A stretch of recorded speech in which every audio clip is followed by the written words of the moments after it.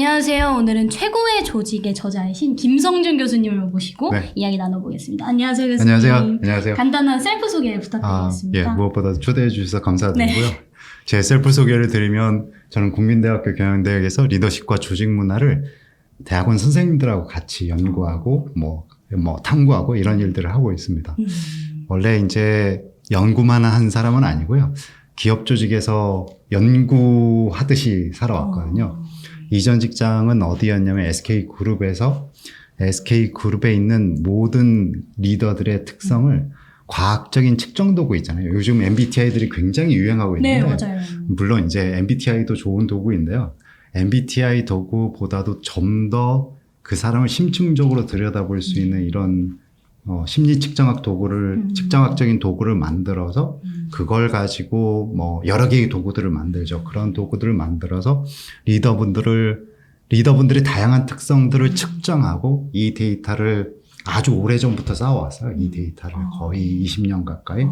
그래서 그걸 시계열적으로 분석해서 최고 경영진에게 시사점을 말씀드리거나 또 제언을 드리거나 이런 일들을 해왔었죠. 그러다 보니 이제 현장에 계시는 리더분들이 도대체 어떤 고민들을 하고 계시는지, 또 CEO들께서는 어떠한 고민들이 있으신지, 또 그 조직마다의 어떤 현상들이 있는지를 또 밀접하게 관찰할 수 있었고, 또 최근에 한 5년 전부터는 스타트업을 연구를 하면서 스타트업 창업자들이 도대체 어떤 고민들을 하시고 그분들이 이끄시는 조직들이 도대체 어떤 문제점을 갖게 되는지 이런 것들을 보고 있었습니다.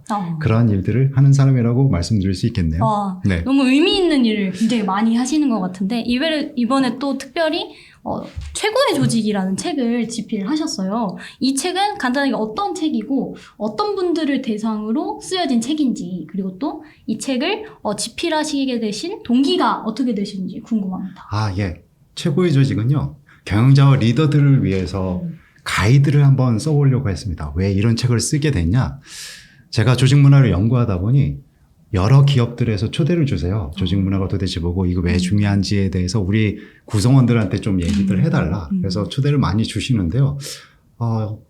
일례로 이래요. 제가 어느 회사에 가서 강의를 마치고 한 2시간 정도 강의를 마치고 막 얘기를 했어요. 그리고 나서 이제 짐을 싸서 가려고 하는데 어떤 구성원분이 갑자기 팔을 잡아요. 그래서 교수님 저 좀 보시죠. 그래서 뜨악했어요. 속으로. 도대체 어떤 말씀을 하시려나. 그때 이분이 이제 구석으로 이렇게 저를 데리고 와서 교수님, 제가 교수님 말씀에 너무 공감합니다. 그런데요, 저는요, 우리는 아무런 권한이 없어요. 우리는 아무런 권한이 없어서 조직을 바꿀 수도 없고 문화를 바꿀 수도 없어요. 그런데 우리한테 이런 얘기 해봤자 아무런 소용이 없고요. 우리 경영진들이 이걸 들어야 비로소 뭔가 바뀔 것 같아요. 이런 말씀들을 주시는 거죠. 이런 일들이 이제 많습니다.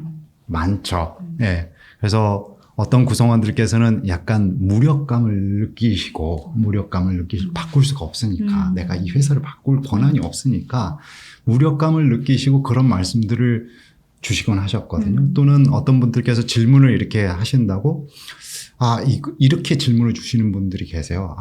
조직 문화 그걸 바꿔야죠. 근데 바꾸는 주체는 누구여야만 합니까? 저는 경영자라고 생각합니다. 경영자가 먼저 바뀌어야 돼요. 이렇게 말씀을 주시는 겁니다. 그래서 그러면 우리 경영자분들과 리더분들께 뭔가 조직은 이렇게 끌고 나가시는 게 좀 더 좋지 않을까요? 하는 가이드할 수 있는 책을 한번 써보고자 이런 생각이 들었어요. 보통 이런 류의 책들이 되게 학문적이거든요. 되게 예를 들면 조직 개발 이론, 조직 변화 이론 되게 학문적이에요. 그래서 학문적이다 보니까 경영진들께서 또 리더분들이 굉장히 바쁘시잖아요. 현업이 굉장히 바쁘신데 그런 책과 씨름하기 너무 힘들죠. 그래서 굉장히 친절한 가이드를 한번 써보려고 그렇게 노력을 한 책이었습니다. 저도 경영인은 아니지만 이 책을 읽으면서 그래도 어려운 부분도 분명히 있었지만 쉽게 읽을 수 있었던 책이었던 것 같습니다. 예, 감사합니다. 뒷편이 조금 어려워요. 네, 좀 어려운데 되게 의미 있게, 되게 재밌게 저는 읽었었던 것 같아요. 계속 말씀해 주셨던 조직 문화라는 개념에 대해서 간단하게 시청자분들께 설명을 해주셔도 좋을 것 같아요. 그리고 조직 문화 라는 개념에 대해서는 알지만 이게 정말 나한테 중요한 걸까? 음. 라는 의문을 가지시는 분들도 분명히 계시지 않을까 싶어요. 그래서 개인과 또 기업에게 있어서 조직 문화의 연관성에 대해서 설명을 해주셔도 좋을 것 같습니다. 예. 조직 문화가 과연 뭘까요? 너무 어려운 어렵죠. 조직 문화. 네. 어렵죠. 저도 이 분야를 연구하면서 공부하면서 가장 먼저 어려웠던 게 조직 문화라는 개념 자체가 굉장히 어려워요. 한 문장으로 설명하기가 참 어려운 개념인 너무 것 같아요. 어렵죠. 되게 방대하기도 하고. 네, 너무 어렵죠. 방대하기도 하고 추상적이기도 하고 음. 사람들이 굉장히 다양한 생각들을 하거든요. 맞아요. 그런데 이 조직 문화라는 단어 자체가 일단 어렵습니다. 조직이라는 단어도 굉장히 어려운 개념어잖아요. 개념어. 네. 그 다음에 문화라는 단어는 더 어려워요. 맞아요. 문화가 모든 걸 다 문화라고 얘기할 수 있거든요. 예를 들면 요즘 BTS네 저기 있잖아요. 넷플릭스에도 요즘 전 세계적으로 1위 하는 드라마가 K-드라마, 네네. K-컬처 이런 것들도 다 문화라고 얘기할 수 있거든요. 그래서 우리가 눈으로 보이는 것도 문화, 뭔가 예술도 문화, 음악도 문화, 이걸 K-컬처, K-문화라고 뭉뚱그려서 얘기하니까 이게 도대체 사람마다 문화에 대한 생각들이 다 다르거든요. 그게 또 조직이란 틀 안에 같이 묶여버리면 이게 조직 문화가 도대체 뭐냐 이런 생각이 들죠. 그래서 이걸 조금 간단하게 한번 생각해 볼게요. 조직 문화를 떨어뜨려 놓고 일단 각각 한번 생각해 보는 거예요. 각각. 문화를 보통 뭐라고 정의할 수 있냐? 학자마다 진짜 다르거든요. 문화를 정의하는 게. 그런데 아주 좁은 의미로 이렇게 정의할 수 있어요. 다양한 사람들이 함께 살아가는 방식. 다양한 사람들이 함께 살아가는 방식이라고 문화를 정의할 수 있거든요. 문화. 그럼 생각해 보시죠. 이게 문화가 도대체 뭐냐? 어떤 거냐? 예를 들면 우리는 매일 문화 속에서 살고 있거든요. 매일. 네. 예를 들면 지하철 타시죠. 네네. 출근하실 때. 네. 그러면 지하철 딱 에스컬레이터 탈 때마다 우리가 문화를 향유하고 있어요. 사람들의 행동을 잘 보세요. 나는 그냥 서서 갈래? 그러면 오른쪽에 섭니다. 맞아요. 난 빨리 갈래? 왼쪽으로 서요.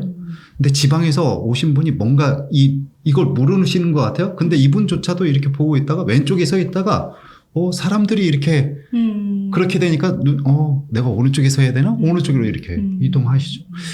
잠깐 이 현상 한번 보시죠. 이게 법으로 정해진 것도 아니에요. 그죠? 네. 대통령령으로 정해진 것도 아닙니다. 해라 마라 그렇게 한 것도 아니에요.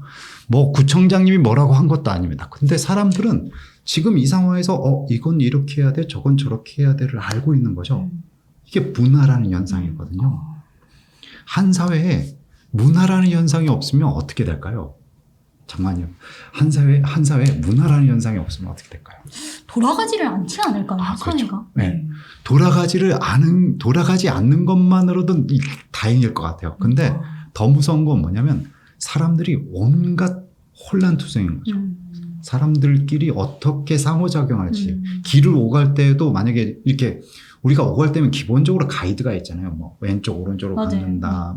이렇게 서로 마주치면 어떻게 한다. 이런 우리가 어릴 때부터 자라와서 체화된 뭔가가 있죠. 체화된 뭔가를 가지고 그래서 서로 아주 다양한 욕구에 성별도 다르고 욕구도 다르고 성격도 다르고 가치관도 다르고 지향하는 바로 다르고 전문성도 다 다른 수많은 사람들이 여기에 모여 있는데 이 서로 다양한 사람들이 서로 그렇게 충돌이 나지 않고 조화롭게 살아갈 수 있게 만드는 게 이게 문화인 거죠. 그래서 한 사회에 문화가 없으면 완전 이건 혼란 그 자체죠. 이게 문화라는 현상이고요. 근데 조직이라는 걸 이제 한번 생각해 보시죠. 조직은 자연 발생적인 집단이 아니거든요. 동네와 가정 이런 것들은 자연 발생적인 집단이고 그냥 이들의 목적은 살아가는 것 그 자체에 있는 거죠. 삶 그 자체. 근데 조직은 그게 아니거든요. 조직은 특수한 목표를 달성하기 위해서 만들어진 아주 인위적 집단이에요. 이 조직이란 건. 그러면 우리가 이 특수한 목표를 달성하기 위해 탄생한 이 작은 사회인데 인위적으로 만들어진 사회인데 여기에 문화라는 현상이 없으면 어떻게 될까요? 이 또한 돌아가지도 않고 말씀하신 것처럼 돌아가는 것만으로도 감사해야 하는. 맞아요. 맞아요. 네. 만약에 문화라는 현상이 없으면 어떻게 해야 되냐? 리더가 일일이 다 얘기해요. 이건 저렇게 하고 사사건건 다 틀을 잡아줘 얘기해 줘야 됩니다. 근데 한 사람 리더로서 그걸 다 할 수가 맞아요. 없죠. 사람이 늘어나면 늘어날수록 리더가 통제할 수 있는 범위도 너무 하고, 그 다음에 문제는 뭐냐면 아주 다양한 변수들이 생겨나잖아요. 환경은 자꾸 변하고 있는데 그래서 거기에 맞게 구성원들이 스스로 대응하고 적응할 수 있도록 해야 되는데, 리더가 사사건건 다 이걸 규정하면 구성원들은 다 어떻게 되냐면 리더만 이제 쳐다보게 돼 있죠. 이 상황에서 나는 어떻게 할까요? 규정을 내려주세요. 가이드를 내려주세요. 그러면 조직이 목표를 달성할 수 없는 거죠. 네. 그래서 원래 문화 연구자들은 문화 자체를 뭐라고 표현하냐 이렇게 얘기해요. 조직 문화 말고 문화 연구자들은 문화를 정신적 운영 체제 또는 정신적 소프트웨어라고 얘기하거든요. 우리가 엘리베이터로 올라갈 때 누구도 얘기하지 않지만 이 상황에서 이거 이렇게 해야 돼요라는 게 어디에 있냐? 머릿속에 있잖아요. 사람들 머릿속에 체화되어 있잖아요. 네. 그래서 정신적 운영 체제라고 표현하는데, 그러면 이걸 조직 문화를 이렇게 표현할 수도 있습니다. 조직의 목표를 달성하기 위해 탄생한 또는 조직의 목표 달성에 도움이 되기 위한 정신적 운영 체제. 이렇게 표현할 수 있죠. 이건 굉장히 매크로한 얘기고요. 굉장히 거시적 관점으로 얘기한 거고요.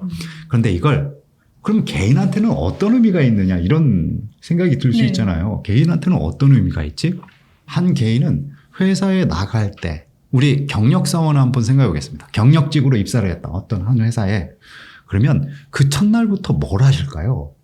적응하기 위해서 노력하지 않을까요? 맥심은 적응이잖아요. 적응하기 위해서 노력하는데 그 적응하기 위한 노력들이 어떤 것들이냐? 크게 세 가지 코드로 이루어졌거든요. 세 가지 코드? 제가 좀 전에 말씀드렸는데, 첫 번째는 상황들을 이렇게 봐요. 상황들을 이렇게 보고 있다가 이 상황에서는 이렇게 해야 되네. 회의를 하고 있어요. 그러면 회의를 하고 있는 모습을 봐요. 이렇게. 근데 여기 우리 회사, 지금 이 회사에서는 회의를 할 때 이렇게 하고 이거 이렇게 해야 되네. 이걸 유심히 관찰하고요. 이게 첫 번째. 두 번째, 이렇게 하면 안 되네라는 걸 가늠을 해요. 이걸 이제 금기라고 표현하거든요. 한 사회마다 금기가 있어요. 우리 사회에도 금기들이 있죠. 예를 들면 문지방을 바꿔 서는 건 안 돼. 옛날에. 네, 그런 금기들이 있거든요. 한 사회마다. 이걸 터부라고도 표현하고요. 조직마다 다 터부가 있어요. 조직마다. 예를 들면 어떤 대기업들은 회장님 이름을 조남으로 부르면 안 됩니다. 금기예요. 그걸 코드명을 붙여서 부르기도 하고 조직마다의 금기들이 있거든요. 네. 그래서 이게 두 번째, 우리 회사에서는 지금 이렇게 하면 안 되네? 라는 걸 이 첫날부터 계속 가늠하는 거죠. 예를 들면 이런 거죠. 하다못해 점심시간이 딱 됐어요. 그러면 점심시간이 사람들이 어떻게 하는지를 봐요. 어떤 회사들은, 어떤 팀들은 팀이 모두가 우르르 뭉쳐서 나가는 팀들이 있거든요. 네. 근데 어떤 회사의 어떤 팀들은 각자 따로 먹어요. 각자. 그게 룰이에요. 암묵적인 룰. 규정된. 요즘도 많이 늘어난 것 같아요. 요즘 많이 따로따로. 어떤 회사를 갔더니 은어가 따밥이 있어요. 따밥. 팀장, 어떤 구성원이 팀장님한테 팀장님 저 오늘 따밥 할게요. 속으로 그랬어요. 문화 연구를 하는데 따밥이 뭘까? 따밥이. 물어봤어요. 따밥이 뭐냐 했더니 따로 밥 먹을게요. 그러니까 따밥이라는 은어가 있다는 건 뭐냐면 일상적이지 않다는 거거든요. 따밥. 그렇죠. 일상이라면 그런 은어가 필요 없어요. 그게 각자 따로 먹는 게. 근데 이 회사는 같이 먹는 게 일상인데 그게 이제 아주 비일상적인 일들이 있어서 내가 어쩔 수 없이 그 무리에서 이탈해야 될 때 그럴 때 이제 은어들이 또 생겨나기도 하거든요. 그러니까 금기라는 게 있고요. 두 번째. 세 번째는 좀 전에 말씀드린 것처럼 이 상황에서 여기까지는 해도 되네. 허용. 우리가 사람이라는 게 항상 어떤 장소를 가든 이 세 가지를 가늠하거든요. 이 세 가지. 생각해 보세요.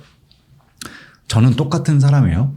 똑같은 사람인데 제가 만약에 교회를 갔다고 생각해 보죠. 또는 종교 집단을 갔다고 생각해보죠. 그러면 그 종교 집단에 갔을 때 보이는 태도와 행동이 좀 달라요. 왜냐하면 첫 번째, 두 번째가 아주 강력하기 때문에 여기서는 이렇게 하면 안 되고 이렇게 해야 되고 이런 것들이 있죠. 네. 제가 근데 장례식장에 갔어요. 그러면 또 거기에서 또 해야 되는 것들이 있죠. 또 하면 안 되는 것들이 또 있어요. 그죠? 웃고 떠들고 이러면 또 안 되잖아요. 그죠? 네. 그리고 허용되는 범위가 있죠. 네. 그런데 제가 또 사무실에 딱 들어갔을 때 또 어떠냐면 또 다른 모습이에요. 근데 제가 점심에 혼자서 스타벅스에 갔다. 그러면 이건 또 완전 다른 모습이고 또 집에 가면 어때요? 집에 가면 이 두 가지가 별로 없거든요. 이 두 개가. 해야만 해, 하면 안 돼 이런 게 없고 세 번째가 아주 범위가 넓은 거죠. 세 번째 범위가. 그러니까 우리가 어떤 상황에 갔을 때 이 세 가지 코드가 아주 기민하게 학습이 되고 작동이 되거든요. 네. 그래서 이 조직 문화라는 게 우리가 일상적으로 조직 문화를 느끼고 그 틀 안에서 우리가 숨쉬고 행동하고 있는 거죠. 네.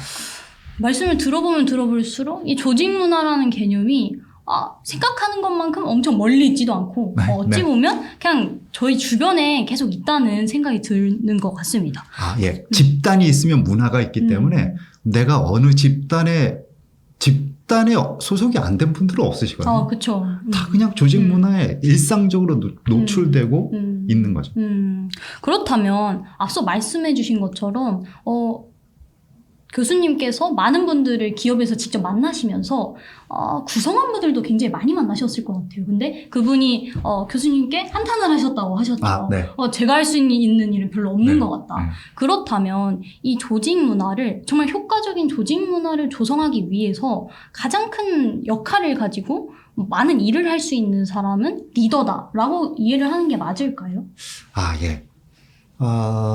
사실상 리더가 중요하긴 합니다. 사실상. 물론 구성원들의 참여와 동참도 정말 중요한 거고요. 구성원들이 뭔가 아이디어를 제시하고 제안하고 그걸 구성원들께서 실제로 실행하는 것도 정말 중요합니다. 그런데 그 틀을 만들어주는 게 사실상 누구냐?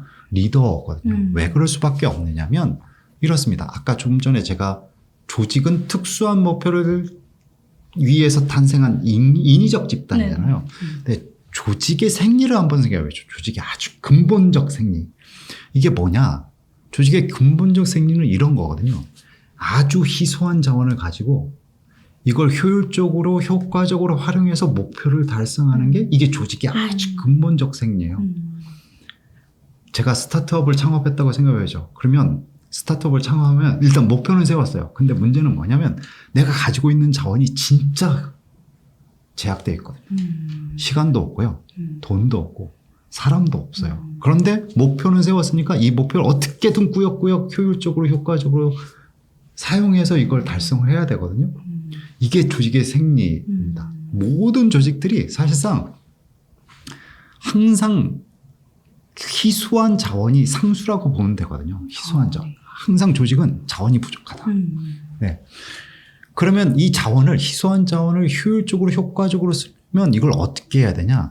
소수의 사람들에게 의사결정권이 집중될 수밖에 없어요. 소수의. 만약에 의사결정을 구성원 100명인데 의사결정을 n분의 1로 한다. 사공이 많으면 네, 그죠.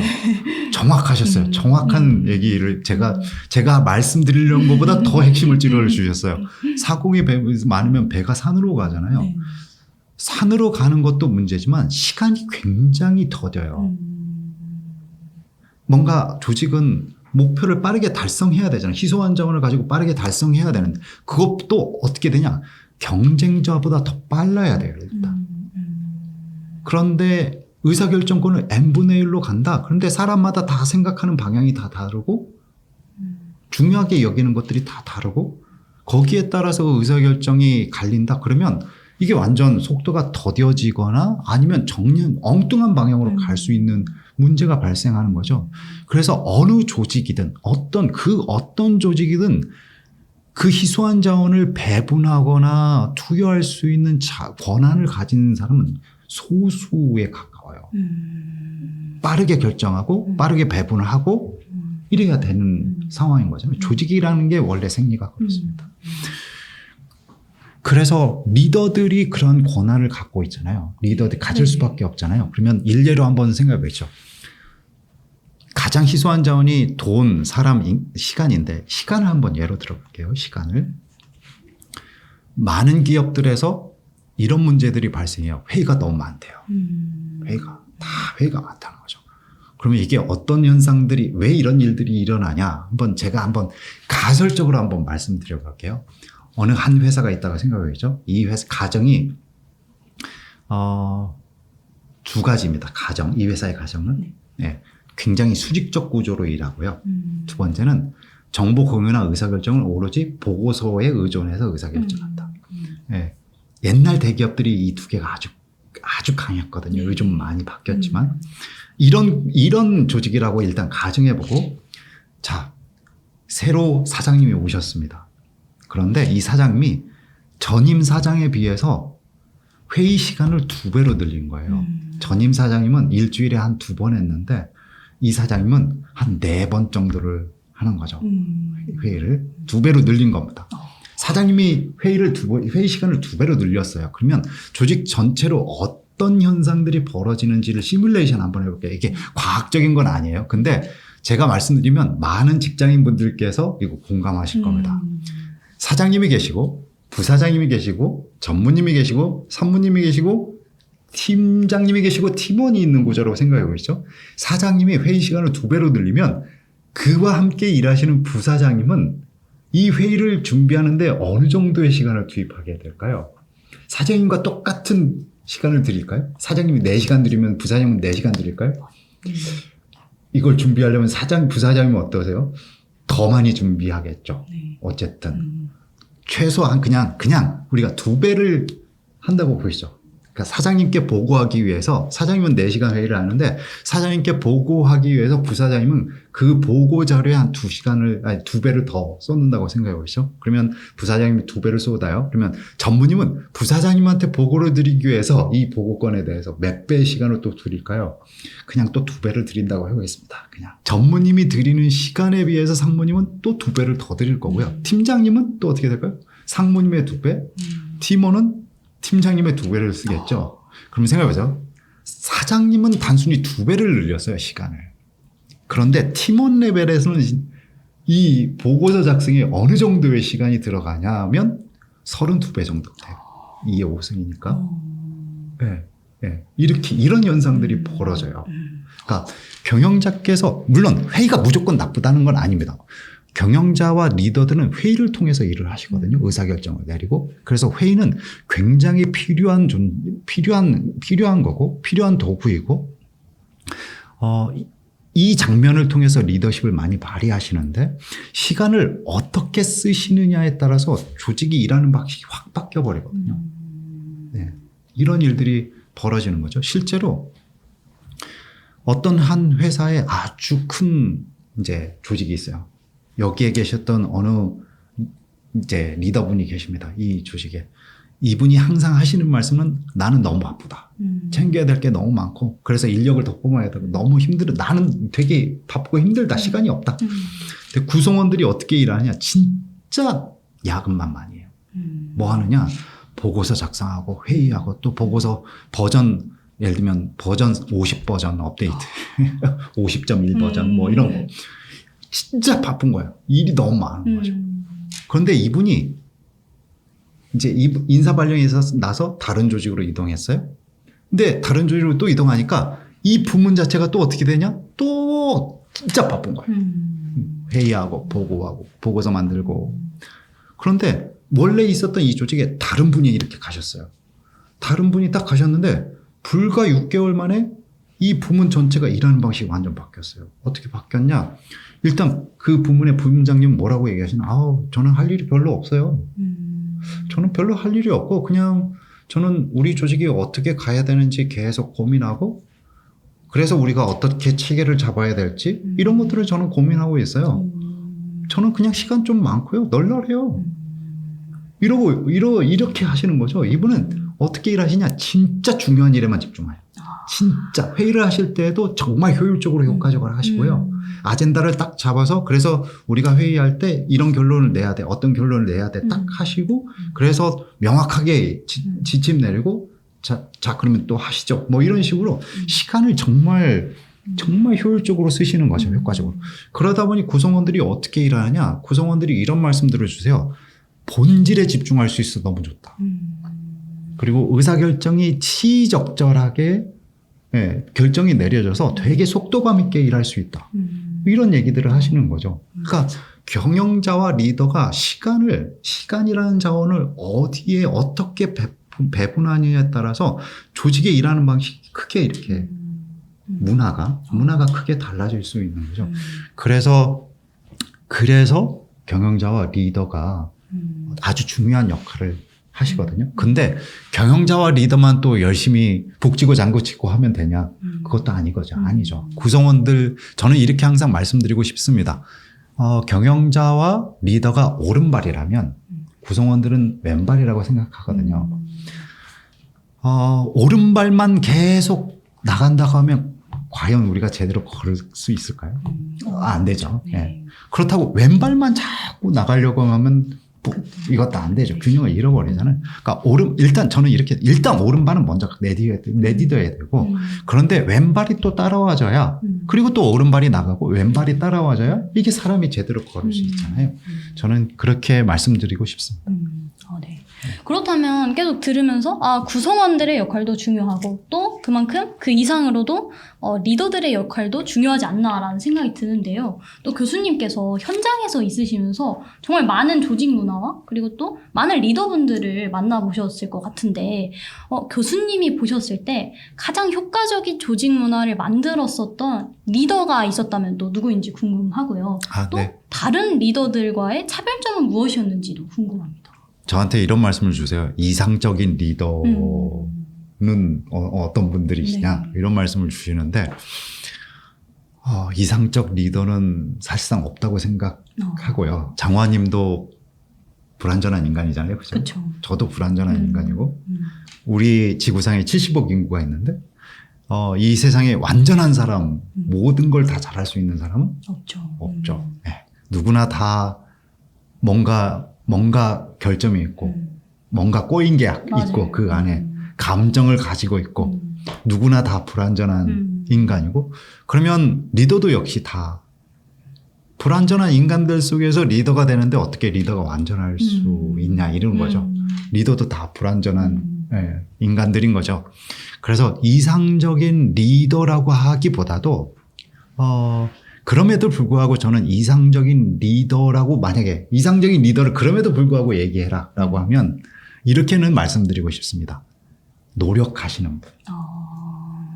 끊임없이 노력하시는 분. 그리고 스스로 항상 돌아보시면서 내가 조직에 어떤 영향을 계속 미치고 있는지를 항상 객관적으로 들으려고 노력하시는 분. 그걸 반영해서 내가 조금이라도 더 나아지려고 노력하시는 분. 이런 분들이 가장 좋은 리더라고 저는 말씀드리고 싶어요. 오늘 또 어느 리더분과 같이 만나서 이런저런 얘기를 하고 왔는데 경영자분께서 이런 말씀을 주세요. 어떤 말씀을 주셨냐? 조직을 개선해 나가고자 할 때 무엇보다도 가장 필요한 건 내가 나를 돌아보는 일 같습니다. 이렇게 말씀을 주셨어요. 제가 그 말을 듣고 너무 감동받은 거죠. 무엇보다도 경영자인 나를 돌아보는 게 정말 중요한 것 같습니다. 그래서 왜 그렇게 생각하세요? 라고 여쭤보니까 이분이 또 감동적인 말을 하는 거예요. 어떤 말을 하냐? 저도 사람이고 사람인지라 편하고 싶다는 거예요. 사람인지라 편하고 싶은데 자꾸 의사결정의 방향이 내가 편한 방향으로 가게 돼 있다, 사람이. 그러면 그게 균형이 무너진다는 겁니다. 그리고 내가 싫어하는 건 안 하는 방향으로 자꾸 의사결정을 내리게 된대요. 리더십도 그렇게 발휘하고. 그러면 이 조직이 무너진다는 거예요. 그래서 이분의 지론은 이런 거였어요. 내가 정말 좋아하지만 지금 이 상황이라면 하지 말아야 될 것들이 무엇인가. 내가 좋아하는데 하지 말아야 될 것. 예를 들면 제가 창업자이자 프로그래머예요. 프로그래머를 되게 좋아해요. 그런데 우리 조직이 200명 지금 엔지니어가 200명이 있어요. 근데 내가 창업자이자 대표인데 프로그래밍을 좋아해서 자꾸 서비스와 프로덕트를 만져요.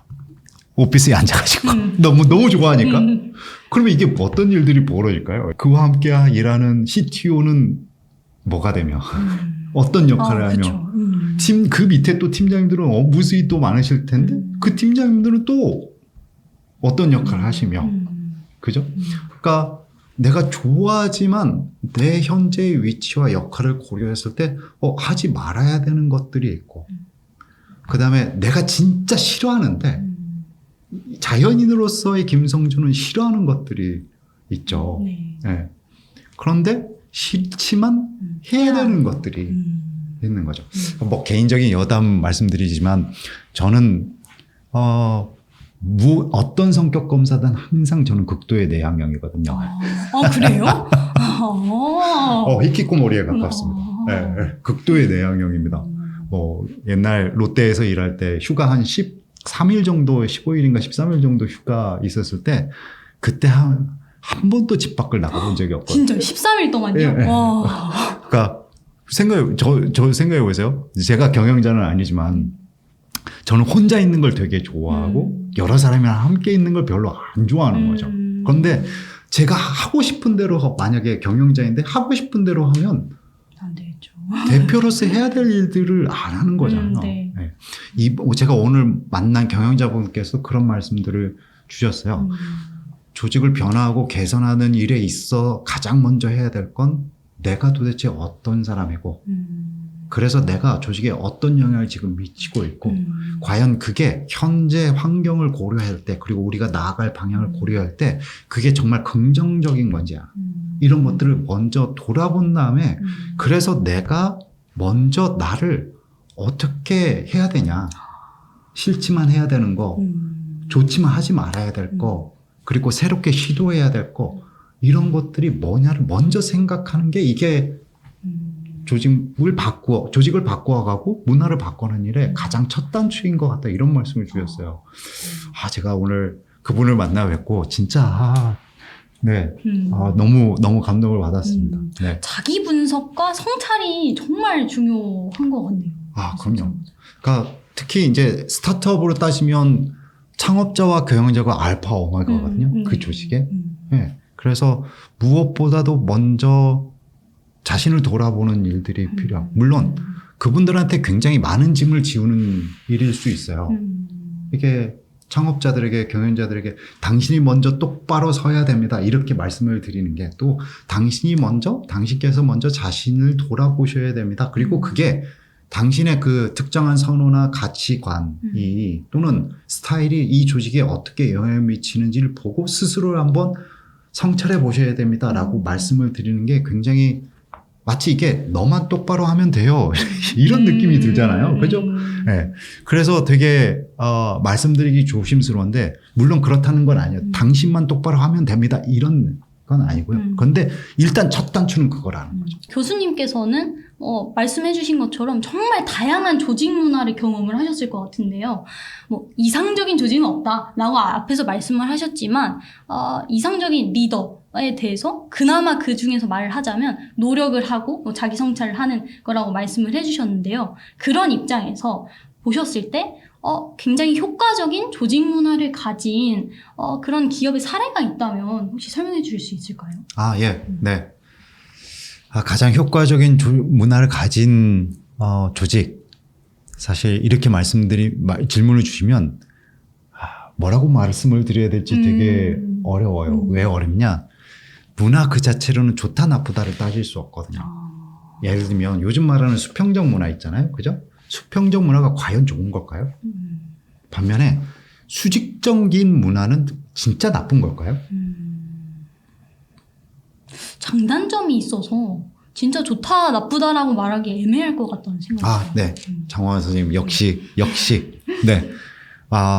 문화 자체는 좋다 나쁘다 따질 수 없어요. 예를 들면 이렇게 생각해 볼게요.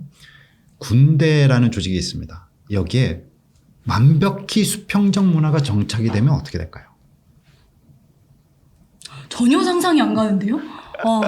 군대에서 수평적인 문화가 생긴다면? 저 잘 상상이 안 되는 것 같습니다. 그죠. 생각해보세요. 그걸 바로 뭐라고 표현하냐면 당나라 군대라고 보통 표현하거든요. 이합집산 오합지졸이 되는 거죠. 그러니까 너도 나도 자의적으로 행동할 수 있어요. 너도 나도 자의적으로 말하고 행동할 수 있어요. 그러면 이게 어떻게 되냐? 막상 전투에 나가게 돼서 위기가 닥치면 어떻게 될까요? 독자 생존하기 위해서 뿔뿔이 흩어져 버리는 거겠죠. 자, 군대 미션과 목표를 한번 생각해 보죠. 군대의 미션은 아마도 이럴 겁니다. 외세의 침입으로부터 자국민을 보호한다. 일 거고요. 목표는 뭐냐면 아마도 이럴 거예요. 전쟁에 임하면 그 전쟁터에 침투해서 일사불란하게 움직여서 침투하고 그 정복하고 승리를 쟁취하는 게 목표일 겁니다. 이게 이런 미션과 목표를 가진 조직들은 그러면 한목적적인 문화가 뭐냐? 이 미션과 목표의 한목적적인 문화가 뭘까요? 장군이 의사결정을 내리면 물론 그 전까지 뭔가 토론하고 같이 얘기하고 그런 과정들은 분명히 있어야 되겠지만 어쨌든 장군께서 전쟁터에서 의사결정을 딱 내리면 어떻게 해야 될까요? 그 명령에 일사불란하게 움직여서 침투하고 정복하고 승리를 쟁취하는 게 이게 가장 한목적적일 거예요. 가장 좋은 문화를 이렇게 표현할 수 있어요. 그 조직이 갖고 있는 미션과 목표의 한목적적인 문화면 됩니다. 그런데 이걸 이렇게 표현할 수도 있지만 그런데 문제는 뭐냐면 이게 정적인 건 아니거든요. 한 조직의 미션과 목표가 끊임없이 변할 수 있잖아요. 네, 그죠? 스타트업도 피벗하고 그러면서 미션이 좀 바뀌기도 하고 목표가 바뀌기도 하죠. 그런 것처럼 역시 그러면 일하는 방식도 그렇게 바꿔줘야 되는데 그러자면 가장 좋은 조직 문화를 뭐라고 말할 수 있냐? 이렇게 표현할 수 있을 겁니다. 인류학자 마거렛 미드라는 사람이 있어요. 그 사람이 태평양의 마누스 섬에 마누스 부족을 이제 관찰하는데 그 마누스 부족이 어떤 문화를 갖고 있냐? 주변 환경이 조금만 변해도 사람들이 다 모이는 거예요. 공터에. 마을 부족 저기에 다 모여서 야, 요즘 비가 안 와. 우리 어떻게 살아야 될까? 생존해야 될까? 저기에 뭐가 지금 뭔가 출현했는데 야, 우리가 어떻게 해야 될까? 끊임없이 환경 변화를 논하고 그래서 우리가 어떻게 살아가야 되냐를 끊임없이 얘기를 하는 거죠. 그래서 인류학자 에드워드 홀에 의하면 이 부족을 보면서 마거렛 미드의 그 분석 결과 그걸 보면서 에드워드 홀이 뭐라고 얘기하냐 이렇게 얘기를 하거든요. 그래서 마누스 부족이 1940년대 미군이 태평양을 이제 탐사를 할 때 그 섬에 들어왔을 때 보통 많은 부족들이 흩어지거나 죽거나 이랬거든요. 흩어지거나 죽거나 이랬었다고 이제 얘기를 하는 거죠. 그런데 마누스 부족은 미군을 봤을 때 야, 새로운 인종을 봤어. 쟤네들이 이런 거 가지고 있는데 야, 우리가 어떻게 생존해야 되지? 이랬다는 거죠. 그래서 그들의 정체성을 잃지도 않으면서 생존해 나갈 수 있었다. 뭐 이렇게 표현을 얘기를 했었습니다. 저는 이게 오늘날 우리 조직들에게도 그대로 관통한다고 생각하거든요. 그러니까 환경은 끊임없이 변하고 있는 거잖아요. 그래서 구성원들이 모두 함께 자주 모여서 환경 변화를 끊임없이 얘기하고 그래서 우리가 생존하려면 어떻게 해야 되는지 어떤 방향으로 가야 되는지 그래서 우리가 또 어떻게 일해야 되는지를 끊임없이 얘기하고 논의하고 합의하고 행동하는 조직이 가장 좋은 조직 문화를 갖고 있는 거죠.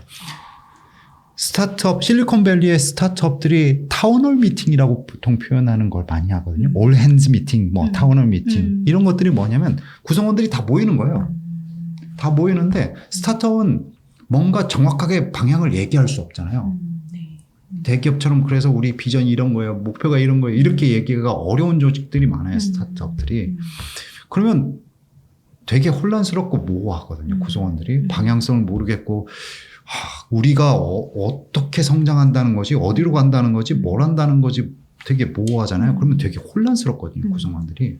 그런데 타운홀 미팅이나 오렌지 미팅을 하면서 끊임없이 그냥 얘기하는 거예요. 뭐 우리 환경 지금 이렇고 VC들은 이런 걸 우리한테 원하고 있는 것 같고 고객들은 이런 니즈가 있고 경쟁사는 이렇게 하고 있고 끊임없이 그걸 얘기하고 그러는 가운데서 아 우리가 이걸 해볼까요? 저거 해볼까요? 얘기를 하고 그러면 그걸 하면 우리가 하려면 우리가 어떻게 일하는 게 더 좋을까요? 아 그러면 이렇게 합시다. 이런 식으로 끊임없이 논의하는 그런 조직들이 가장 좋은 문화를 갖고 있다 이렇게 말씀드릴 수 있겠습니다. 끊임없이 소통하고 논의한다라는 메시지가 크게 와닿는 것 같은데요. 그러면 또 끝부분에 말씀해주신 것처럼 창업을 준비하고 뭐 스타트업을 운영하고 있는 분들이 초반에 좀 효과적인 조직 문화를 형성하기 위해서 특별히 신경 써야 하는 부분이 있다면 뭐 별 다른 게 있을까요? 특별한 기법이나 방법은 참 어렵고요. 근데 스타트업 초기 창업자들께 이런 말씀을 좀 드리고 싶어요. 우리가 사람을 평가할 때 있잖아요. 레퍼런스 체크를 한다. 네. 예를 들면 제가 어떤 팀에서 일해요. 근데 우리 팀으로 저기 알지도 못하는 다른 부서에서 누군가 온대요. 그러면 회사 내에서 레퍼런스 체크를 하잖아요. 그죠? 그러면서 흔히 하는 질문이 걔 어때요?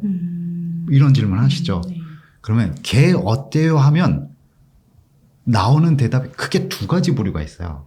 하나는 걔 인간성 괜찮아.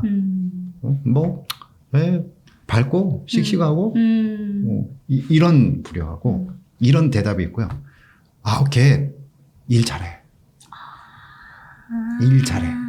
그러면 사람을 평가할 때 크게 두 가지거든요. 그게 회사뿐만이 아니고요.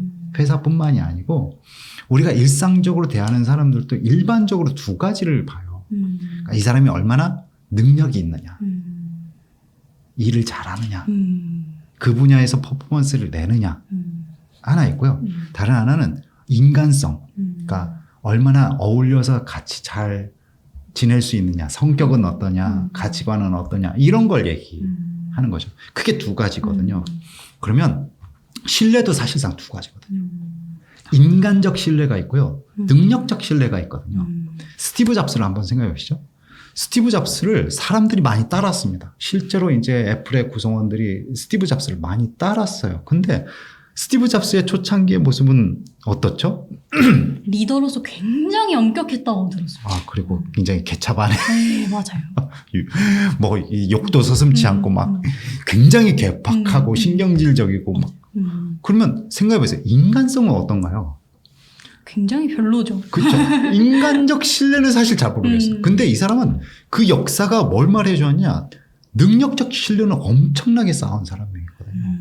그러니까 사람들이 이 사람을 왜 그렇게 따르고 같이 일하고 싶었냐. 인간적 신뢰는 사실 잘 모르겠어요. 근데 이 사람과 함께 일하면 뭔가 내가 엄청난 일을 하고 배울 수 있다는 그 신뢰가 있는 거죠. 그런데 이런 케이스는 진짜 드물어요. 스티브 잡스 같은 케이스는 진짜 드뭅니다. 왜 그러냐? 그렇게 탁월한 능력을 줄 수 있는 분들이 사실상 많지 않고요. 네, 이 세계에서. 그 다음에 시간이 많이 필요해요. 그런 능력을 보여주려면. 입증을 해야 되잖아요. 시장에서. 그러면 그런 걸 입증하려면 적어도 많이 걸리겠죠. 근데 창업자분들께서 뭘 간과하냐? 인간적 신뢰를 많이 간과하시고 능력적으로 뭔가를 이렇게 자기를 보여주고 따라오게 만들려고 하는 분들이 좀 계세요. 스티브 잡스병 걸렸다고. 잡스병 걸렸다고 얘기하잖아요. 그러면 이게 나는 잡스가 아니고, 그죠? 나는 잡스가 아니고 능력을 보여준 것도 없고, 그러면 무엇보다도 우리가 생각해야 될 건 인간적 신뢰라고 저는 생각합니다. 인간적 신뢰는 보통 이런 거거든요. 우리 속된 말로 이렇게 하잖아요. 이 사람이 나를 뒤통수 치지 않을 거냐. 이런 거잖아요. 적어도 날 배신하지 않을 거냐. 뭐 이런 느낌이잖아요. 느낌적 느낌. 또는 전쟁터에 나가면 내 등을 맡길 수 있는 사람이냐. 뭐 이런 느낌이잖아요. 그래서 무엇보다도 우리가 신경 써야 될 건 첫 번째는 인간적 신뢰. 인간적으로 신뢰를 쌓는 그것부터 먼저 신경을 쓰시면 좋을 것 같다는 말씀을 좀 드리고 싶어요. 조직 문화 차원보다도 이게 조직 문화라는 개념은 너무 크다 보니 이제 제가 뭔가 말씀을 드리면 너무 어렵고요. 그래서 초창기 스타트업 창업자들은 1대1로 인간적 신뢰를 쌓는 게 먼저다라고 말씀드리고 싶습니다. 그렇다면 교수님께서는 막 스타트업을 시작하시는 분들도 많이 만나보셨을 것 같은데 중간에 내가 조직을 이렇게 굴려보니까 조직 문화가 굉장히 중요하고 이런 것들을 이후에 깨달아서 찾아오시는 분들도 꽤 만나보셨을 것 같다는 생각이 들어요. 그렇다면 이미 조직이 세워진 지는 꽤 지났고 스타트업이라고 하기엔 너무 시간이 지났는데 그 중간에 조직 문화를 좀 이런 식으로 긍정적으로 바꿔봐야 되겠다. 효과적으로 바꿔야 한다라는 거를 생각을 하시고 계시는 분들께 가장 중요한 거는 구성원들의 거부감을 사지 않는 것이라고 생각을 하는데 그 책에서 말씀해 주셨었던 것처럼 변화와 혁신이라는 키워드만으로도 그냥 알레르기성을 일으키고 그 다음에 거부감을 띠시는 분들이 굉장히 많으신 것 같아요. 그렇다면 변화를 추구하는 데 있어서 구성원들의 반발을 사지 않고 그래도 좀 자연스럽게 이루어나갈 수 있는 방법이 있을까요? 예. 그런 분들 많이 뵀습니다. 그런 분들 많이 뵀고요. 근데 사실 이 자리에서 말씀드리지만 저는 이런 생각이 있거든요. 그러니까 세상에 모든 월급 주는 모든 사장님들은 위대하다. 월급 주는 사장님들은 어쨌든 다 위대하다. 그 무거운 짐이거든요. 진짜 무거운 짐이고 제가 이런 분을 만났어요. 그러니까 연말까지 한 8개월 남았는데 운영자금이 4억이 남았대요. 8개월까지 쓰면 이제 다 사라지는 거죠. 그런데 지금 상황으로는 그 사업을 마케팅 비용에 태워야 되냐 말아야 되냐 이런 고민이 있는 거죠. 마케팅 비용에 태우면 뭔가 좀 더 하겠지만 운영자금 확 바닥나고 그렇다고 그걸 가지고 8개월을 버티자니 또 참 막막하고 이런 일들이 있으세요. 그러니까 진짜 그거 무거운 자리거든요. 어깨가. 그래서 제가 뭔가 잘나서 이렇게 제언을 드리는 그런 입장은 저는 아니에요. 저도 정말 쩔이고요. 저도 쩔이고, 저는 그런 무게감을 견딜 수 없을 것 같아요. 저는. 네, 그럼에도 불구하고 제언을 드린다면 이렇게 말씀을 좀 드리고 싶습니다. 그러니까 리더로서의 취약성을 드러내는 것도 방법이에요. 그러니까 제가 지금 돌이켜 와보니 예를 들면 제가 밸런스가 좀 틀어졌거나 제가 균형을 잃은 것 같습니다. 우리 조직을 좀 더 나은 상태로 발전시켜 나가고 싶은데 제가 먼저 저를 돌아보겠습니다. 제가 우리 조직에 영향을 미친 것들이 상당히 있는데 그래서 내가 어떤 점들을 영향을 미쳤고 내가 그래서 무엇을 고민해야 되는지 내가 개선해야 되는지를 지금 고민하고 있습니다. 그리고 제가 어떤 일들을 하면 그게 고민의 결과인 거고 그걸 우리 대표님 뭐야 어디 가서 뭘 보고 온 거야 왜 갑자기 1대1 원원원을 하자고 하시지 이 양반 원래 사람이 안 하던 일을 하면 죽는데 이렇게 생각하셔도 좋은데 근데 어쨌든 제가 노력하는 거니까 그렇게 봐주십시오 하고 취약성을 드러내는 것도 방법이에요. 네. 확실히 강력 추진하는 것보다는 그렇게 말씀하시는 게 더 잘 다가올 것 같아요. 구성원들에게 있어서. 네. 구성원들 관점에서 이런 말씀 하시는 분들이 진짜 많으시거든요. 요즘 코칭을 받는다는데 저 양반이 코칭을 배워가지고 지금 이런 일을 시도하는 건데 진짜 쓸모없는 뭐 이렇게 생각하실 수 있어요. 물론 구성원들이 틀렸다는 거 아니에요. 그 관점에. 왜냐하면 그분들께서는 그 맥락에서 속된 말로 당해온 것들이 쌓였기 때문에 그렇게 생각하실 수밖에 없는 거죠. 그분들의 관점은. 근데 진짜로 뭔가 조직을 바꾸고 싶다, 내가 변하고 싶다 하는 분들이 또 계시거든요. 그런 강한 의지가 있으신 분들은 그냥 오히려 그걸 드러내시는 것도 방법이에요. 내가 밸런스가 무너졌습니다. 일단 제가 먼저 변화해 볼게요. 이렇게 여러분들이 잘못했다는 게 아니고요. 제가 뭔가 균형이 무너져서 그래서 이 조직에 영향을 미친 거고 제가 먼저 바꿔보겠습니다. 이렇게 말씀하시는 게 더 낫습니다. 제 사례를 한번 말씀드려 볼게요. 제가 이제 옛날에 첫 직장을 다닐 때 굉장히 이상이 높았어요. 예, 풍운의 꿈을 꿨고 뭔가 조직은 이렇게 해야 돼. 이게 최고의 조직이야. 사회 초년생분들이 많이 공감하실 것 같아요. 아, 그럼요. 사회 초년생 시절에 뭐 1, 2년은 금방 정신없이 가죠. 뭐 적응하느라고 막 정신없이 한 3년 차쯤 되면 이제 알 거 좀 알고 조직의 생리에 대해서 좀 알고 그러면서 뭔가 조직에 바라는 게 많고 그리는 게 많거든요. 그런데 이제 제가 어느 순간 그 조직의 단점만 이렇게 딱 리스트업 하게 되는 거죠. 이게 이래서 문제고 이건 불합리하고 불공정하고 이런 게 없어서 문제고 나는 진짜 정말 우리 조직을 위해서 엄청난 성과를 내고 싶은데 요런 제도가 뒷받침이 안 돼서 나는 지금 못하고 있어. 이렇게 불평불자가 돼 있는 거죠. 그러면서 어떻게 했냐. 어느 순간 이 조직이 쓰레기가 돼 있고 막 어떤 감정이 올라왔냐. 그러니까 굉장히 뭐랄까요. 복수심이라고 해야 될까요? 그러니까 분노가 일단 먼저 일어났어요. 분노가. 아니 이 조직이 왜 이렇게 쓰레기가 됐지? 쓰레기지? 왜 이렇게 할 수밖에 없지? 이해가 안 되고 그러면서 점차 그 분노가 발전하면서 어떻게 되냐? 복수심으로 발전이 되는 거죠. 나는 이 조직을 어떻게 할 수 없지만 그럼에도 불구하고 나는 복수하고 싶어. 그래서 어떻게 했냐? 제가 할 수 있는 복수는 뭐냐면 사직서거든요. 그렇죠. 사직서. 이 회사를 그만두는 것. 그냥 어쨌든 저도 굉장히 열심히 일했거든요. 정말 주말 밤낮 없이 주말에 나가서 일하고 정말 나름 성과를 내왔고 조직에서도 굉장히 인정을 해주셨고 그런데 이제 그런 상황에 저는 복수를 할 수 있는 게 사표인 거예요. 맛 좀 봐라고.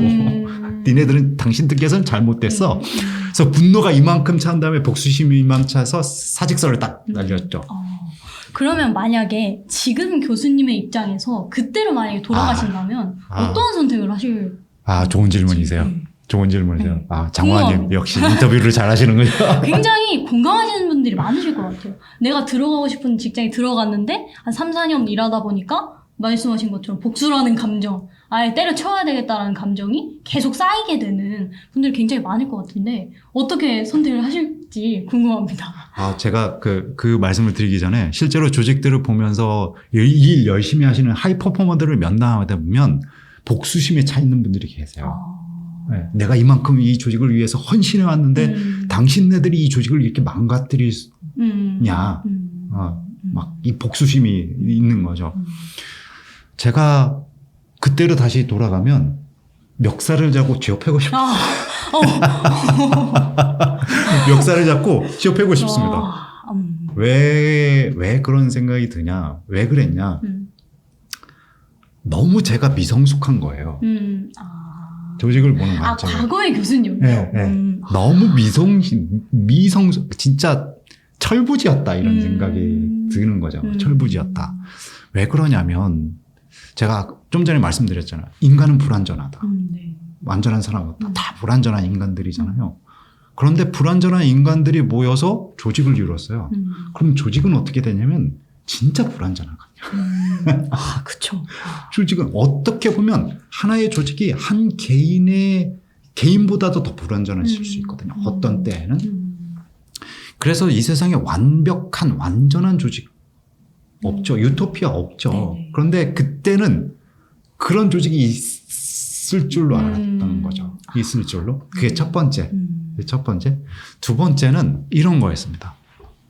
저는 그때 당시에 어떤 생각을 가지고 있었냐. 진짜 철부지 같은 게. 그러니까 저는 열심히 일하는데 누군가가 그런 환경을 갖춰주기만을 기다리고 있었던 거. 그런 환경을 나한테 제공해 주면 나는 그래서 열심히 더 할 거야.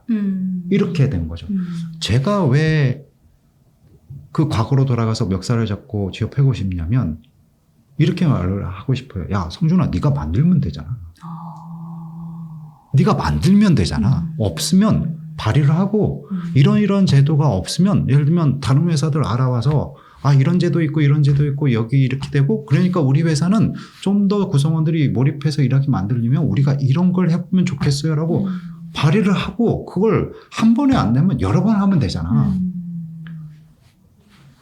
비즈니스가 우리가 비즈니스를 하잖아요. 네. 누구나 다 NGO든 뭐든 비즈니스를 합니다. 비즈니스의 원을 보면 빚이거든요. 바쁘다. 네.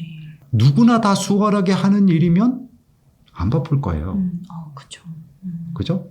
우리가 남의 돈 빼먹기 힘들다고 하잖아요. 맞아요. 그러니까 원래 일은 안 되는 것 투성이잖아요.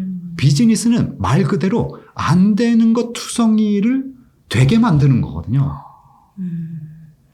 이게 비즈니스의 핵심인데 저는 그때 당시에 어떻게 생각했냐면 이게 윗분들이 경영자들이 아니 이런 걸 왜 안 내주지? 왜 이런 제도를 안 만들어줄까? 나는 열심히 뛰겠다는데 왜 이러지? 마치 부모가 저한테 과외도 붙여주고 학원에 태워다주고 수면에 잘 들 수 있게 약도 해주고 다 제공해주기만을 바랬던 거죠. 지금 돌이켜보면 진짜 치기 어린 생각이었고요. 오히려 없으면 그냥 만들고 내가 재현하고 발휘하고 근데 한 번에 안 된다 하면 한 3번 잽을 날려보고 10번이라도 잽을 날려보고 그러면 경영진들도 사람이잖아요. 경영진들도 사람이라서 어느 순간 이렇게 돼요. 야, 제가 저렇게 얘기하면 계속 한 5번 얘기했는데 이게 진짜로 필요한가 보다. 그러면 이걸 우리가 자원은 그렇게 많지 않은데 예산은 많지 않은데 이걸 가지고 그러면 어떻게 해야 되나. 그분들도 이제 고민을 하게 되는 거죠. 3번째는 아쉬운 게 뭐냐면 이런 거예요. 그러니까 우리가 이직을 하고 퇴사를 한다는 건 내 경력 개발과 성장에 있어서 좋은 기회가 왔을 때 사직을 하고 이직을 하는 게 맞다고 생각하거든요. 근데 적지 않은 분들이 어떻게 퇴사를 하시냐? 복수심에 불타서요. 뭔가 그냥 복수심에 불타서 선택을 하는 건 이건 오히려 저한테 안 좋게 영향을 미치는 것 같고요. 저는 이렇게 말씀드리고 싶어요. 그러니까 조직에 단점이 많이 보이거든요. 근데 한편으로는 장점이 있으니까 그 조직이 생존해 왔거든요. 그 조직이 단점 투성이다. 장점은 하나도 찾을 수 없다. 그러면 그 조직은 이미 죽어 있어야 돼요. 근데 뭔가 장점이 있으니까 그 조직이 계속 생존해 온 거거든요. 이 시장에서, 경쟁 시장에서. 그래서 그 조직의 장점이 무엇인지를 끊임없이 놓지 않고 살펴보는 게 일단 중요하다고 생각하고요.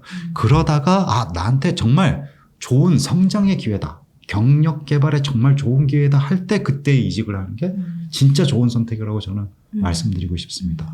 사실 이 집단 내, 그 조직 내에서 세대 갈등은 오늘 내일의 일이 아니라고 생각을 합니다. 근데 MZ세대와 좀 요즘 기성세대의 시류는 굉장히 많이 바뀌었고 좀 다른 문제이지 않나라는 생각이 드는데 또 조직 문화를 연구하시는 입장에서 이런 세대 갈등을 어떻게 바라보시는지도 궁금합니다. 예. 요즘 세대 갈등이 굉장히 좀 격화돼 있죠. 근데 세대 갈등은 원래 어느 때고 있었고요. 삼성 이병철 회장께서 1980년도에 남겨놓은 말씀하신 어록을 보면 이렇게 말씀하셨어요. 뭐라고 말씀하셨냐? 그때 당시 사장단들에게 뭐라고 말씀하셨냐면 요즘 젊은이들은 우리 때와 달라서 우리 경영자들이 잘 가르치고 계도를 해야 된다. 뭐 이런 식으로 말씀 주셨어요. 생각해보세요. 그때 당시에 사장단들이 1980년도에 사장단들이 몇 년생이시냐? 그리고 그때 당시에 젊은 분들이 몇 년생이실까요? 대략 1955년생이실 겁니다. 1955년생들이면 지금 조직의 사장님들이시거든요.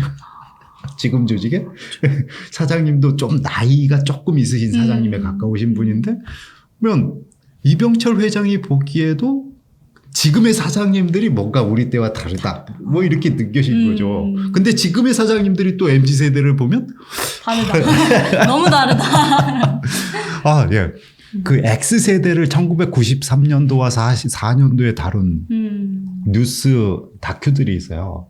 그러면 X세대들 그때 당시에 X세대들이 20대 초반 중반 이렇게 되었거든요. 그분들이 나와서 인터뷰를 하면 이런 얘기를 해요. 저는 자유롭고 자유롭고 싶어요. 회사요? 굳이 회사를 다녀야 되나요? 뭐 이렇게 지금 G세대들이 얘기하는 거 비슷한 얘기들을 하죠. 그래서 원래 세대의 차이는 분명히 있어 왔고 각 나이대에서 바라보는 세상이 달라질 수 있어요.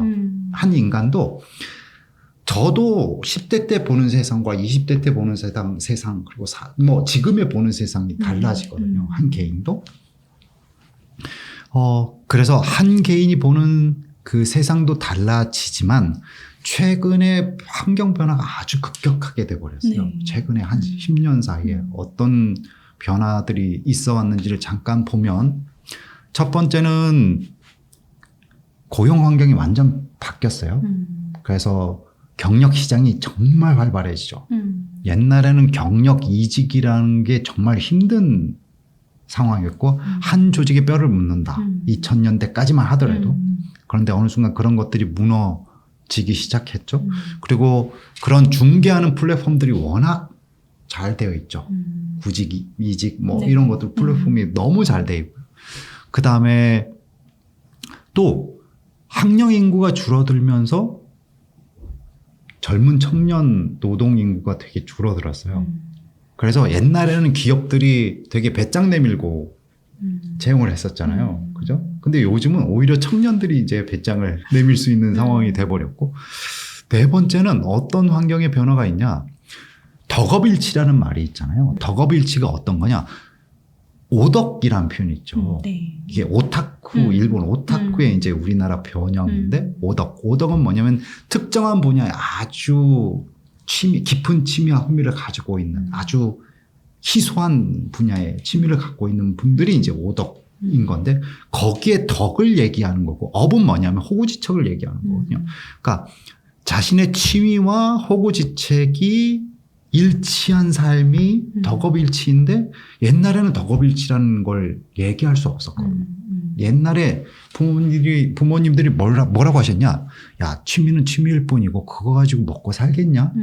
그림 그려서 먹고 살겠니? 글 써서 먹고 살겠니? 양초 만들어서 먹고 사니? 뭐 이런 얘기 하셨잖아요. 근데 요즘은 완전 판이 달라졌죠. 그러니까 인스타나 유튜브나 뭐 여러 가지 미디어 발달을 통해서 또 여러 가지 플랫폼들이 만들어지면서 요즘 G세대 구성원들이 뭘 보고 있냐? 아, 이게 굳이 공무원, 회사원 이런 것 말고도 다른 길이 있어. 내 취미 자체가 그 분야에서 정말 잘하면 이거 가지고도 내가 먹고 살 수 있어.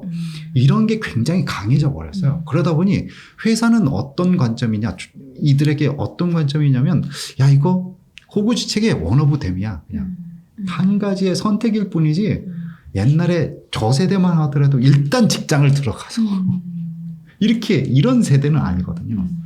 그러다 보니 요즘 G세대 구성원들이 뭐 어떤 관점을 가지고 있냐? 아, 그냥 회사는 일단 나한테는 한 가지의 선택일 뿐이고, 내가 여기에 뼈를 묻을 것도 아니고, 그 다음에 내가 더 뭔가 열심히 일한다고 해서 내가 내 노후를 이 회사가 책임져 주는 것도 아니고, 어쨌든 월급을 주니까 내가 여기에서 일하는 동안 그런데 열심히는 할게.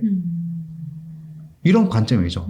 내가 여기 뼈를 묻겠다 뭐 이런 건 아니고 그냥 열심히는 하지만 내가 책임감을 갖고 또 내가 일을 통해서 성장하니까 열심히는 하겠지만, 그렇지만 나는 일단 워라밸은 맞춰야 되고 여가 시간에 내가 자기 개발하고 놀고 리프레시하고 나는 이러고 싶어. 이런 것 좀, 이런 관점들이 굉장히 강해졌습니다. X세대도 원래 그런 가치가 있었거든요. X세대도 여가를 즐기고 자신의 취미를 즐기는 그런 욕구가 강한 세대였지만, 그때 당시에는 사회 환경이나 여러 가지 그 시스템들이 갖춰지지 않은 상황들이었고요. 근데 G세대들은 이제 갖춰진 세대인 거죠.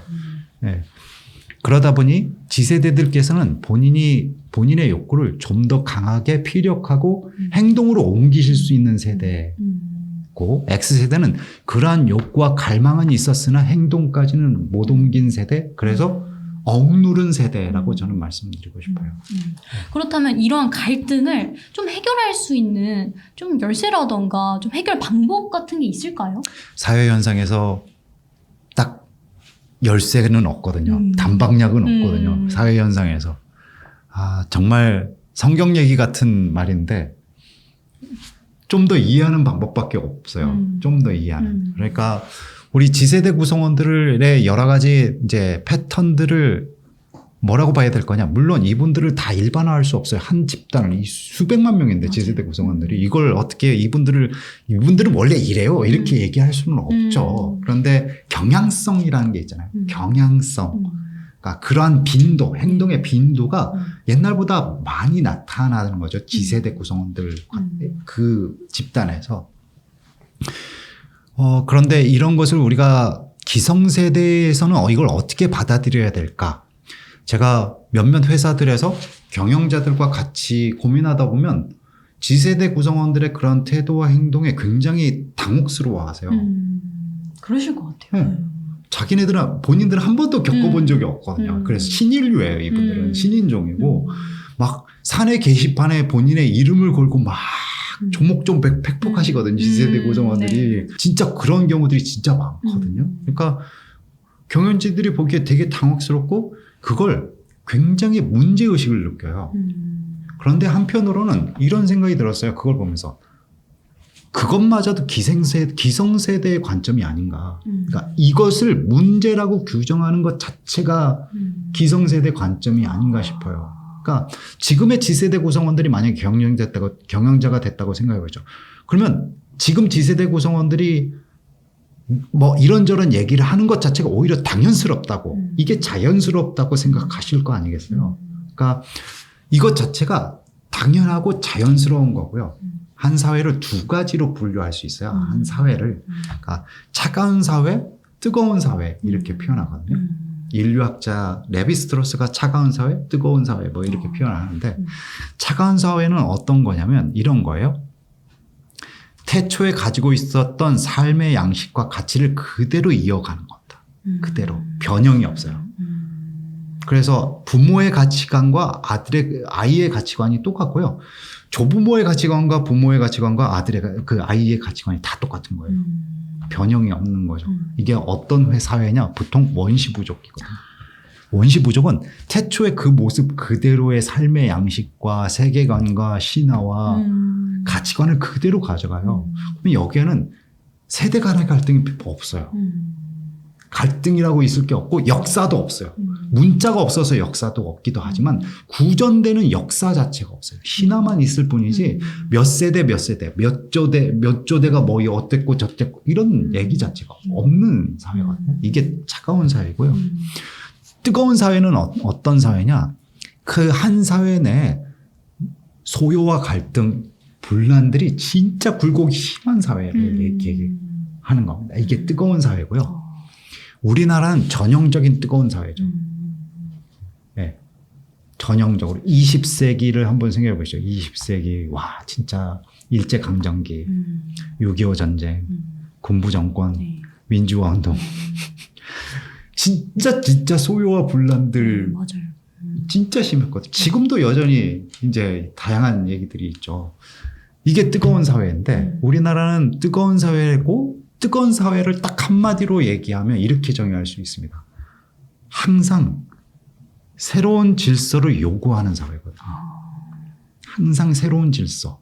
1987년도에 새로운 질서를 요구했죠. 누가 요구했을까요?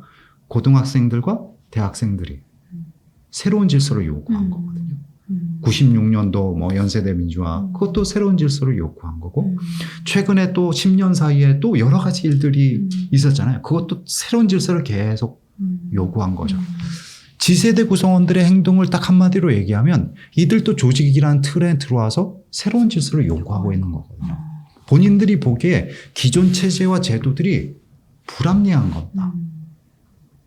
그래서 이걸 바꿉시다라고 계속 얘기를 하고 있는 거죠.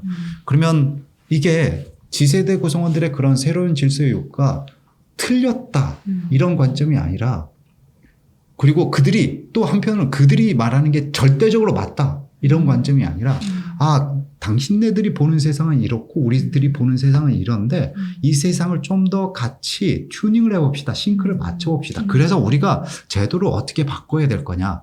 우리 조직은 정말 희소한 자원을 갖고 있는데 이걸 가지고 그러면 우리가 어떻게 한번 해볼 거냐. 이걸 같이 얘기할 수밖에 없는 거죠. 그래서 어떤 회사들은요. 이렇게 하는 회사들이 있어요. 어떤 회사들이 있냐. 지세대 구성원들을 선발해가지고요. 구성원들. 그래서 그들이 직접 제도를 만들게 하는 겁니다. 기성세대가 만들지 않고 지세대 구성원들이 먼저 만들게 해요. 다만 우리가 이 일에 쏟을 수 있는 자원은 예산은 이틀이에요. 회사가 자원이 무한정 있는 건 아니잖아요. 항상 예산은 타이트하니까. 그런데 어쨌든 회사가 최대로 배정할 수 있는 건 이런 건데 이틀 안에서 여러분들께서 제도를 고민해주고 구상해주고 그래서 만들어주세요. 이렇게 하는 조직들이 있죠. 결국에는 이해를 하려는 시도인 것 같기도 하고 당연한 말이지만 되게 새롭게 다가오는 키워드인 것 같습니다. 이해를 하고자 하는 것. 그래서 교수님 말씀 들으면서 어디서 들었었던 말인데 오늘날의 혁명은 내일의 일상이다라는 말이 멋진 말이네요. 네. 그래서 제 세대가 저희 MZ 세대가 나이가 들어서 이후에 요즘 애들은 달라라는 말을 분명히 할 때가 오지 않을까 싶어요. 그래서 이 세대 갈등을 최대한 이해해 보려고 노력을 하는 게 굉장히 중요할 것 같다는 생각이 듭니다. 마지막으로 또 영상을 시청하시는 분들께 특별히 강조하고 싶으신 말씀이 있으시다면 부탁드리겠습니다. 예. 저는 이제 경영자분들께 이런 말씀, 리더분들께 이런 말씀을 드리고 싶어요. 그러니까 요즘 경영자와 리더분들이 정말 힘드시거든요. 그러니까 엊그제도 어떤 전무님이 저한테 이런 말씀을 주시는데 옛날에 내가 봤던 전무님이나 상무님은 도장만 찍었다. 신문 이렇게 보시다가 와서 그래 하고 도장 찍고 다시 신문 이러셨다는 거죠. 근데 요즘 리더분들은 진짜 오히려 리더분들이 진짜 바쁘거든요. 하루에 진짜 회의를 몇 건을 하는지 모르고요. 정말 빽빽한 일정에 힘드시죠. 많이 힘드시죠. 그래서 리더분들조차도 정말 애환이 있고 근데 리더분들이 또 하나같이 책임감이 또 강하세요. 그러다 보니 어떤 리더분들이 이런 분들이 계시거든요. 그러니까 스스로 이렇게 목을 옥죄고 있는 분들이 계세요. 네. 저는 이 세상에서 가장 심한 감옥, 최악의 감옥은 내가 만들어낸 감옥이라고 생각하거든요. 내 마음의 감옥. 그런 분들이 내가 열심히 해야지, 잘해야지 하느라고 자신을 계속 이렇게 막 옥죄고 있는 분들이 계십니다. 우리가 최고를 향해서 달려야 되겠지만 한편으로는 일단 옥죄고 있는 걸 좀 풀어놓으시고요. 풀어놓으시고 자신을 다시 한번 돌아보셨으면 좋겠다는 생각이 들고요. 리더의 이 위치에 있지 않는 분들이라면 제 반성인 거죠. 제 반성. 그러니까 제가 그때 시절로 돌아가서 목살을 잡고 네, 지업해고 싶다고 말씀드렸잖아요. 물론 시청자 여러분들이 자신을 그렇게 하라는 건 아니고요. 네. 우리가 비즈니스의 본질은 안 되는 일을 어떻게든 되게 만드는 일이고 그게 조직 내도 마찬가지입니다. 조직은 항상 예산이 부족하고 사람이 부족하고 시간이 부족하고 항상 이게 상수라고 생각합니다. 그러면 이게 상수이면 그럼에도 불구하고 우리가 이걸 어떻게 만들어가고 변화시켜 갈 것인지를 거기에 좀 더 에너지를 쏟았으면 좋겠다는 생각이 하나 더 들고요. 그 다음에 마지막으로 더 말씀드리고 싶은 건 이겁니다. 회사에 계시는 구성원분들께 이런 질문을 드릴 때가 있어요. 어떤 질문, 진짜 생뚱맞은 질문인데 배우자를 잠깐 머릿속에 떠올려 보시라 이런 말씀을 드려요. 그런 다음에 진짜 생뚱맞은 질문을 드려요. 뭐냐면 배우자의 장점은 뭡니까? 라고 여쭤봐요. 그러면 결혼 생활이 길면 길수록 결혼 생활 오래 하신 분일수록 어떻게 되냐? 동공이 흔들려요. 동공이 흔들리고 저의 얼굴을 외면해요. 그러다가 다시 그러면요 좋습니다. 제가 질문을 다시 한번 또 드릴게요. 배우자의 단점은 뭡니까? 질문을 드리면 갑자기 시야에 초점이 탁 잡혀요. 카메라 렌즈가 초점이 딱 잡히듯이 딱 잡힙니다. 그리고 싶은 말씀이 이만큼 있는 거예요. 이만큼. 생각해 보세요. 이게 참 이상한 일이죠. 왜 이상한 일이냐? 아니, 배우자가 이성적 매력이 있었어요. 그래서 사귀었어요. 그리고 사귀다 보니 장점이 있어요. 그래서 결혼을 결심했죠. 프로포즈도 하고 결혼식도 했습니다. 근데 어느 순간 배우자의 장점은 그냥 일상이 되는 거죠. 그죠? 예를 들면 부드럽고 따스한 게 장점이에요. 그래서 너무 그 부드럽고 따스하고 배려하는 게 너무 좋은 거예요. 그리고 친구들을 만날 때도 와, 내 남자친구는 내 여자친구는 야 진짜 배려 쩔어 그냥 막 자랑하죠. 그게 장점이니까. 근데 결혼을 하고 그게 하루 이틀 1년 2년 지나면 그냥 일상이 돼버리죠. 나한테 너무 당연한 게 되고 그때부터 어떻게 되냐. 사람이 원래 불완전하니까 못하는 거 안 되는 것들이 많죠. 그리고 특정한 방식으로 자리 잡힌 고착화된 패턴들이 또 있고. 그런데 그래서 어떤 것들만 보이냐. 이상한 거, 짜증나는 거, 안 맞는 거, 이해 못하겠는 거, 괴팍한 거 이런 것들만 이제 한눈에 딱 보이기 시작하면서 어떻게 되냐면 단점이 이만큼 이제 보이기 시작하는 거예요. 이것만 어느 순간 이게 눈에 딱 찝히게 되는 거죠. 그러면 이 사람이 어떻게 돼 있냐? 진짜 이상한 사람 돼요. 진짜 이상한 사람. 옛날에 사랑과 전쟁이라는 프로그램이 있었습니다. 신구 선생님이 나오셔가지고 아주 유명한 밈이 있었어요. 그게 뭐냐면 4주 후에 뵈시죠. 그게 뭐냐면 이혼을 앞두고 있는 부부들이 나와요. 이혼을 앞두고 있는 부부들이 나와서 그걸 화해를 어떻게든 시켜보려고 하는 거죠. 그래서 여러 가지 이제 기법들이 들어가서 부부간에 이제 화해를 시키려고 하고 그리고 나서 4주 후에 다시 뭐 하는 거예요. 보는 거예요. 근데 4주 동안에 어떤 한 프로가 한 회가 실제 부부가 나왔고 그 4주 동안에 뭘 시켰냐? 그 중에 하나가 A4 용지 3장을 나눠주고 상대방의 장점 50가지를 써보라는 거예요. 50가지. 실제 반응이 어떻게 나오냐면 이런 거죠. 남편이든 아내든 아우 씨 볼펜 던져요. 아우 씨 불가능하다. 진짜 완전 뭐 이상한 사람인데 장점을 쓰라고 하니 장점을 내가 쓸 수가 있겠어요? 그런데 이게 시간이 지나면서 하나 써요. 뭐 성실하다. 그러다가 또 써요. 그리고 꾸역꾸역 쓰는 거죠. 그리고 나서 50가지를 보면 뭐라고 반응이 나오냐. 실제 반응이 야, 이 사람 참 괜찮은 사람인데 이렇게 나오는 거죠. 그러니까 우리가 어느 순간 눈의 균형을 잃을 때가 많아요. 이게 사람인 거죠. 이게 사람인 거죠. 눈의 균형을 잃을 때가 많거든요. 배우자에 대해서도 친구에 대해서도 눈의 균형을 잃을 때가 많죠. 저 역시도 마찬가지고. 그런데 이게 나와 조직의 관계도 마찬가지인 것 같아요. 내가 어느 순간 처음에 회사에 들어갔을 때에는 뭐 이것도 좋고 저것도 좋고 뭐 이런 것들이 보여요. 근데 이제 어느 순간 이게 일상이 되는 거죠. 당연한 게 되고 그러면서 보이는 게 이상한 거, 불공정한 거, 안 맞는 거, 짜증나는 거, 불합리한 거 이런 것들만 이만큼 이제 쌓이게 되고 어느 순간 눈의 균형을 잃게 되면 분노가 차기 시작하고 결국에는 복수심에 사퇴를 하는 거죠. 그래서 우리가 종종 눈의 균형을 좀 의지를 살려서 의도적으로 눈의 균형을 상시적으로 갖추는 일들이 필요할 것 같고요. 그리고 나서 우리가 이직을 하거나 뭔가 사직을 할 때에는 그게 나의 경력과 성장에 아주 좋은 기회가 왔을 때 그때 의사결정을 하는 게 가장 좋은 것 같습니다. 오늘은 이렇게 김성준 교수님을 모시고 조직 문화에 대한 이야기를 나눠보았습니다. 긴 시간 유익한 말씀 전해주셔서 감사합니다. 감사합니다. 감사합니다.